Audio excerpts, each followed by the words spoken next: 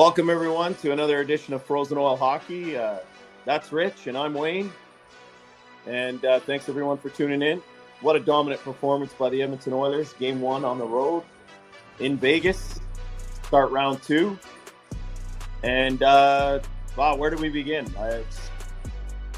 They had to weather the early storm, and off of Nugent Hopkins' double minor. Vegas looked pretty good the first 10 minutes. We looked like we were swimming a little bit, but after that 10 minutes in the first period, I thought we took over the game, especially that second period where Vegas only got one shot on goal. I don't think I've ever seen that before. Have you ever seen that, Rich? A team getting one shot on goal in a playoff game? Yeah, after that second period, I was like, holy smokes, like I have zero doubt the Oilers are tying this game and winning this game. I was zero nervous. Yeah, the team defense and structure after that early, like I said, Vegas storm was excellent, unbelievable. Probably the best game they played all year. It's the best game we've seen them play in a while. So great to see. Perfect timing. I think everyone had a great game. Is there anyone that didn't? I mean, probably easier to list off guys that didn't have a great game, but everyone I thought played well for the most part. There's a couple guys that stood out for me. I thought Arvidsson was after it all night. I'm talking guys that are unsung. Obviously, David and Draisaitl had an excellent game as usual, but Kane had a great game. Arvidsson had a great game. Of course, Brownie, playoff Brownie is this guy's phenomenal. So fun to cheer for. Phenomenal. He's so fun to cheer for. He's just like you can't not cheer for that guy, right? So happy for him when he scored that unbelievable goal there as the insurance marker at the end. And I don't know if you picked up on it, but he mimicked Draisaitl's goal celebration from Game 4 against the Kings after he scored on the power play. Yeah, that was awesome. The guy's got a kick out of that one. So yeah, that was awesome. Go and rewatch. Yeah, that. he's such a team player. You love to cheer for him, like you said. Yeah. And then Pickard, again, what have we been saying about goaltending all year, Rich? What have we been saying about goaltending all year? And I bet you there were a lot of doubters there in the very beginning of the game where kind of Vegas scored a couple of quick ones, but man, he rebounded and kept it together, and I was just so happy that he got that win. Yeah, like we just need steady goaltending. We don't need a stud in the crease. We just need a guy who's going to make the saves at the right time, not allow the bad goals. I thought Pickard, and that's not an easy game to play when you're not facing too many shots. You're just getting one every once in a while. Sometimes goalies tell you that that's harder to play those games. So let's give him a little bit of credit too, just for being steady. That's all we want. But the guys in front of him really made it easy for him today. It was excellent, like I said, structure and defense in front of him. If we play like that, we're going to be tough to beat. I think we talked off air, and you were comparing us to the Golden State Warriors of when they were dominant there, winning championships. And yeah, 15-16 Golden State Warriors, man, 72-9. And they're a powerhouse. Like, they're a powerhouse. I don't know why we're not getting the credit that we deserve, but whatever. I don't mind being an underdog, but yeah, they're a powerhouse, man. And we like it that way. Keep doubting us. Everyone, keep doubting us. All you analysts, keep doubting us. And Vegas has arguably the best, defense in the league. Like, if you go down from 1 to 6, they might have the best, like, all-round defense. And the Oilers are just dominant. They're a powerhouse. They're just yeah. Now, it's like the ice was tilted in the second period once again, just like Game 5 against LA. It was just, you can't, and you just, there's no team in the league. If the Oilers play like this, there's no team in the league that can beat them. That's obvious. So exactly it. It's like we're playing. It's like we're playing that smothering team defensive hockey, but we also have scoring. Like, how do you? I mean, how do you beat that, right? So Hopefully they And- keep and going now you like got- that. and now you got Vegas Saw- was missing Pietrangelo today with an illness, but we're also missing Ekholm. So, I don't think it really would have mattered. But great, great game to watch, great game to play. Like you said, when they made it 2-1, and then they came out like that in the second period, it was you could see it coming. It was just a matter of time, and of course, It's a matter of time. who gets the snipe? Top shelf, beautiful shot by Hyman. 3 minutes to go in the game, puts us ahead, and then of course Brownie with insurance after that. So excellent game all around. You wanted to mention something, Rich? Something about the Oilers on the road? Yeah, I do. But before we do that, can we plug the Got some channel? stats? Because we're at like 807 subscribers now. That's not enough. We need more. Yeah, so if you haven't yet, take this moment, if you can, to consider subscribing. We'd really appreciate it. Helps the channel go a long way. And yeah, about Thank that you. road game, I feel the Oilers play unbelievable on the road. They got this certain energy to them on the road. And I said it in the playoff preview video for round 2. Like, I would not be shocked if the Oilers come back up 2 games. But I had a really, really good feeling about game 1. And they came through, but as was mentioned by all of us on the episode, game 1's going to be a statement game for the Oilers. And they're raising a lot of eyebrows right now around the league, I'll tell you. Well, it's about time. But I mean, personally, I want people to keep doubting us because we're using that as fuel. And 100%. And especially the goaltending. Keep questioning it. Yeah, we're terrible. All you so-called analysts keep saying it. We love it. Look at that. All right, let's take a look at some stats. So you were mentioning, Wayne, after the game to me, the Vegas Golden Knights only had 1 shot in the second period. The shots were 12-1. In the whole period, they had 1 shot. Yeah. So final shots on goal, 28-17 in favor of the Oil. Look at the face-offs, 63.5 to 36.5. Just absolute domination. Oilers go 0 for 2 on the power play, but they did come close a few times. Vegas Golden Knights go 1 for 3. That was again on the power plays. Real quick, if you don't mind me interjecting here, the Brown penalty at 2-2 in the third period when he got that goalie interference call. What a terrible call! Have to call out the refs on that one. That was brutal. He got hit into Aiden Hill there. Shouldn't have been a penalty at all. Thank God the Oilers killed that off. Yeah, but the unfortunate thing is you can review a goal, but you can't review a penalty, unfortunately. So yeah, otherwise that would have been obviously. They deserve to be called out on that one. That was terrible. But hits 42 for the Knights, 33 for the Oilers. Block shots 17-10. Oilers with 14 giveaways. Vegas with 9, and Klingberg got away with 1 there in the first period. It was scary, but I mean, he got away with it, and it's just like he knows, and the confidence just keeps building, and he had a great game. In my opinion, I don't know what you thought of his game, but I mean, you got to remember, this guy came out of nowhere. He is filling in unbelievable. Yeah. And takeaways tied up at 2. Let's take a look at the goals. Stone on the power play kind of went off his skate. And then Stone again with the shot kind of beats Campbell through the legs. But it was a sneaky shot. Then it starts. Perry. Then Draisaitl with what a goal from behind the net. Off the goalie and in. Hyman, like you said, Wayner with the snipe.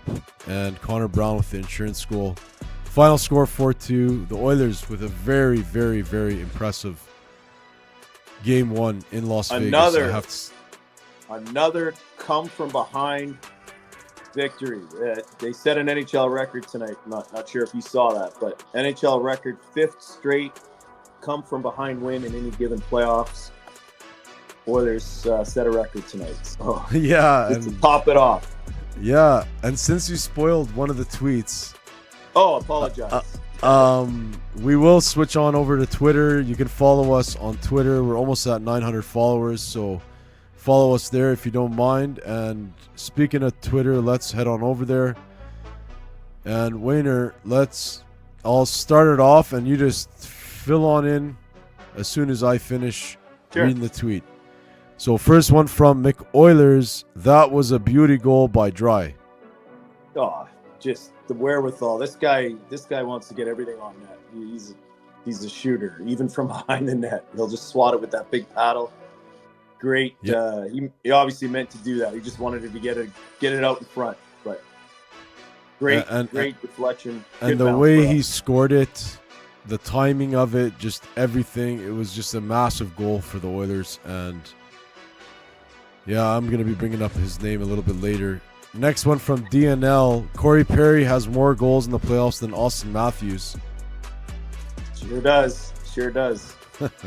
Like, one of the value signings this year of any team. Great. Fantastic. Yeah, he almost had top line. And he almost had 20 goals on the regular season too. I think he finished with like 17 or something. Yeah, he got 19 actually. Yeah. Or was it 19? Yeah, 19. Yeah. Next one from Vince F. Vegas and their sparkly jerseys. Yeah, you know what? Hey, like, they do put on a show in Vegas. You gotta give them credit. Like, their crowd is into it. But I don't know. He didn't really have much to cheer for from the second period on. Like, it's pure domination after that. So let's hope we can do that again in game 2. And speaking of their jerseys, did you ever see what their mock-ups for their concept jerseys were? No, I didn't. They were supposed to actually be have lights in them. And their jersey was gonna have like neon lights, like old Vegas neon lights in it.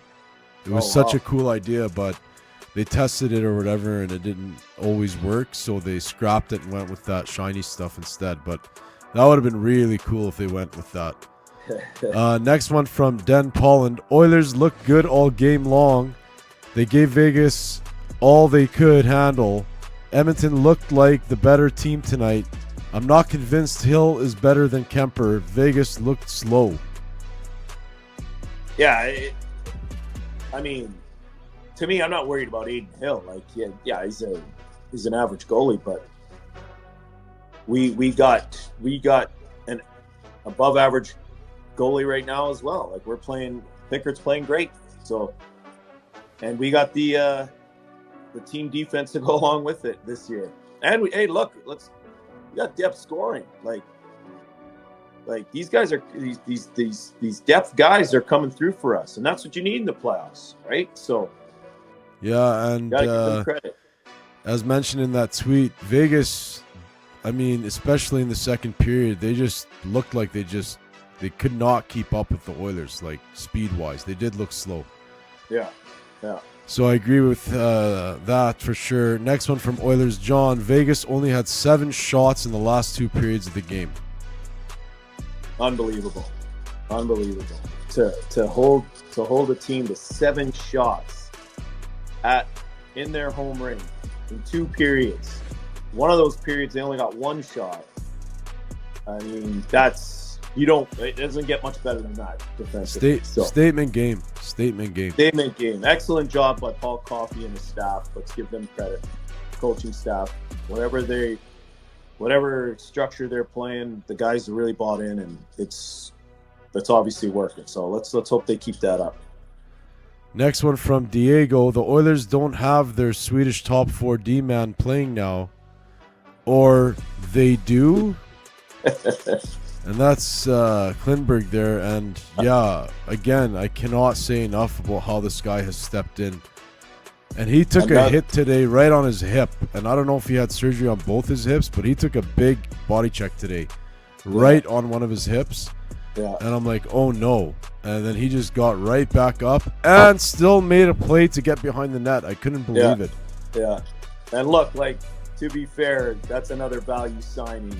Another find by our management staff. We've we've called him out on a lot of things this year. We're not shy to do that, but we got to give him credit for the good moves too, and that was one. Yeah, that's one insurance policy that so far, knock on wood, is paying off.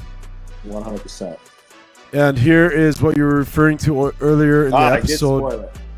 Yeah, Edmonton Oilers made ridiculous NHL playoff history with their comeback win tonight. First team in Stanley Cup playoff history with 5 straight comeback wins. And is there anything better than a record like that you'd want to see for your team in the playoffs? Like, if that's not doesn't tell you grit, if that doesn't tell you never giving up, yeah, if that doesn't tell you hopefully destiny, I don't know what will. Yeah. Now, obviously, I mean, like, it's one of those things where it's kind of like bittersweet, right? Because it means that we've been behind to start these games, but it's really reassuring to know that we're never out of it. These guys won't stop, and they'll just keep coming. And the other team knows that too. So for them to do this and pull something like this off, it just keeps you as a fan. It keeps you watching, knowing, hey, like there's still hope. We're the team that can do it. So I don't know. For me, it just looks like they're just hungry and they just have tunnel vision all the way to the finals. Like that's what I'm seeing right now. Yeah. Next one from Dreamer 299793, checking in from Collingwood, Ontario tonight. Great game, Oilers. Nice. They're the boys there. Dreamer all season with some tweets. He's made a lot of episodes, so Oiler fans all over the country. Wanted to shout you out there. And next one from Captain Jack. So Connor Brown went from 60 games without a goal to scoring end-to-end rush goals in the playoffs to seal the game. Captain Jack always bringing the heat. Next one from NHL insider Walt Jr. The Oilers are extremely good. Like, extremely good. Finally getting some respect, eh, Wayner? Well, yeah. I mean, it takes the guys that are just the regular fans watching it on TV to see it. These analysts don't see it. They did at the beginning of the year when everyone picked us to win the cup, then they all fell off. So I don't know if we should allow them back on the bandwagon when they start picking us moving forward. But I hope we continue to be the underdog in every series. So.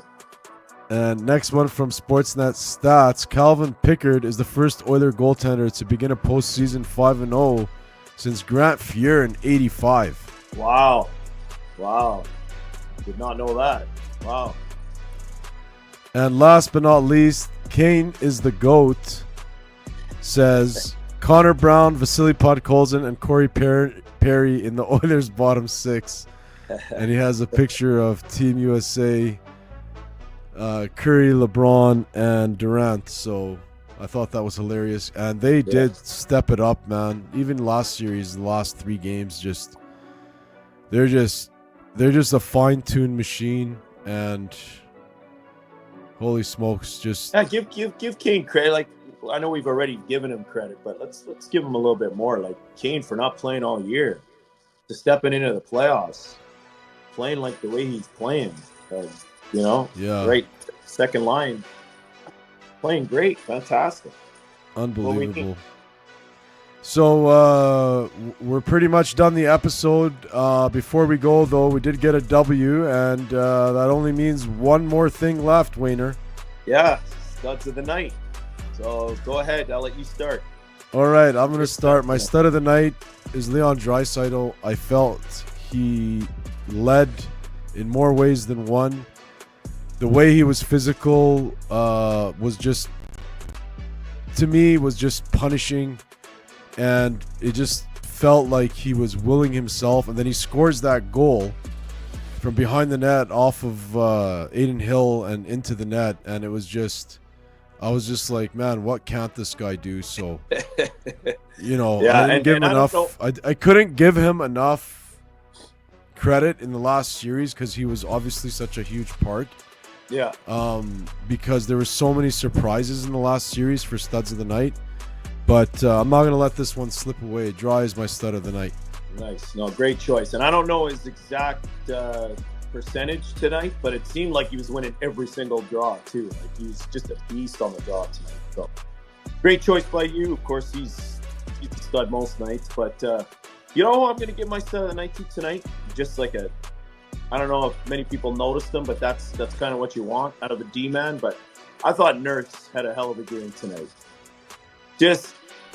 I mean, we can't give this guy too much credit sometimes because like it's a lot of the stuff he does almost goes unnoticed. But tonight, I thought he was just everything just kind of was going his way. And just to interject, Wayne. Yeah. Nurse has those nights where, and it's because he doesn't pinch as much. He plays it safe. He's not going in every single time, taking a shot, ringing it around the boards, and there's an odd man rush. Like today, he did skate in a few times, but the shots were right at the goalie. He wasn't missing the net, and you know he didn't pinch as much as often. And when that happens, like he's a big guy, he's got a long reach, a long stick.